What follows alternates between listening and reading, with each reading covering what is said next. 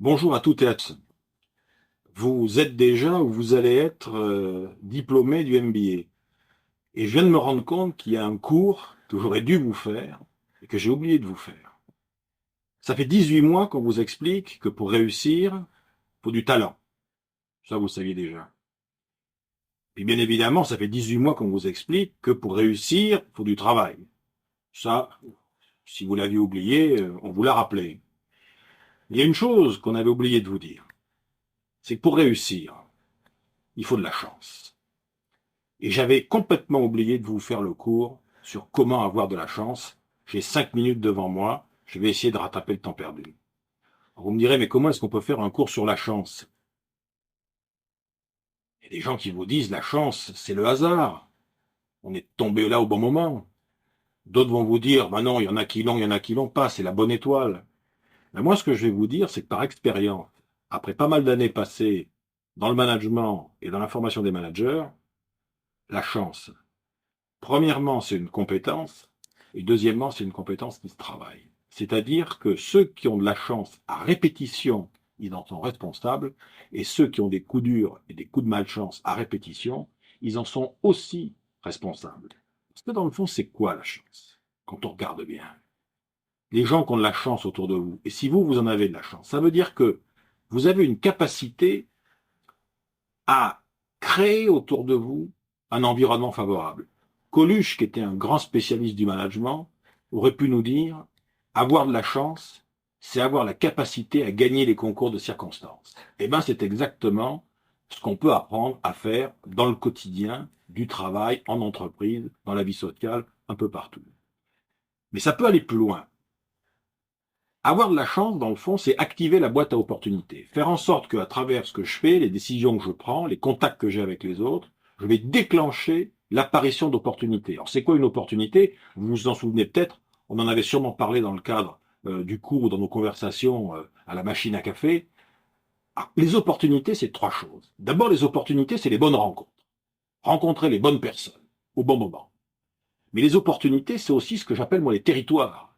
Aller sur les bons territoires. C'est les bons territoires du business, mais c'est aussi les bons territoires de la culture, les bons territoires géographiques, les bons territoires de la relation. Être sur le bon territoire. Et puis surtout, rencontrer des opportunités, c'est aussi être à l'écoute des bonnes demandes. C'est-à-dire, comme par hasard, celui qui trouve l'opportunité avec laquelle il va réussir, il a rencontré la bonne personne sur le bon territoire et il a répondu, ou en tout cas il s'est positionné comme étant celui ou celle qui pouvait répondre à la bonne demande. Alors vous me direz, mais d'accord, mais alors est-ce que ça peut se déclencher? En tout cas, ça peut s'aider. On peut aider ça. On peut aider ça avec quatre postures. La première posture, c'est déjà une posture de vigilance, c'est-à-dire de la curiosité. Celui qui vit dans la routine, généralement, rencontre très rarement des opportunités. Les opportunités détestent les systèmes qui tournent en rond. Savoir sortir de ses propres routines, c'est la première condition pour activer justement cette vigilance. Et ça prépare l'esprit. Je crois que c'est Pasteur qui disait la chance ne favorise généralement que les esprits préparés. Se tenir vigilant par rapport à ce qui se passe autour. La deuxième idée, on en a beaucoup parlé ensemble en cours, et vous en avez parlé avec d'autres de nos collègues, c'est la magie du réseau. Être en interaction avec les autres et se constituer un réseau. Mais se constituer un réseau, c'est pas uniquement se constituer un carnet d'adresses. C'est pas uniquement demander des services et rendre des services. Se constituer un réseau, se créer les conditions pour l'opportunité, c'est devenir celui ou celle qui met les autres en relation. Celui qui crée les liens entre les autres.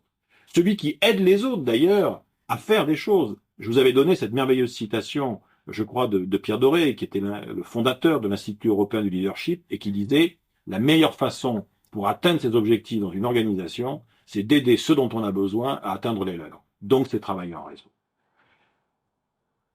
Le troisième secret de la chance, ben c'est justement d'être conscient que la chance, elle marche pas toujours. Et qu'il y a des fois où il y a des revers.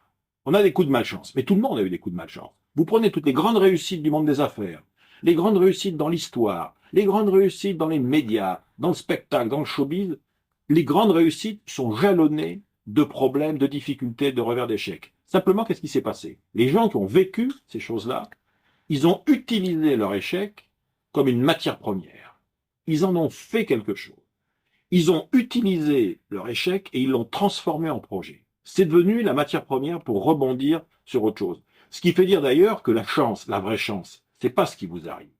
C'est ce que vous allez faire avec ce qui va vous arriver. Ce qui n'est pas tout à fait la même chose. Et donc, le quatrième secret de la chance, c'est l'anticipation. L'anticipation, en ce sens que il faut toujours avoir un projet d'avance. Comme par hasard, les chanceux, ils ont déjà dans la tête, quelque part, parce qu'ils en parlent avec les autres, le projet qui, comme par hasard, va être le projet qui, entendu par les uns ou par les autres, récupéré par les uns ou par les autres, va leur créer, demain matin, après-demain, la semaine prochaine, le mois prochain, va leur créer l'opportunité. Voilà, moi, ce que je pouvais vous dire, c'était cette dernière leçon.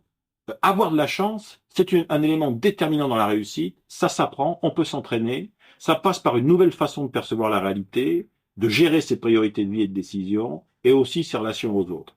Et en n'oubliant surtout jamais que, dans le fond, puisque tout est affaire d'opportunité, il faut savoir être de temps en temps un peu égoïste et se dire que la meilleure façon, et c'est vrai pour tout, de rencontrer des opportunités dans la vie, c'est déjà d'en être une soi-même.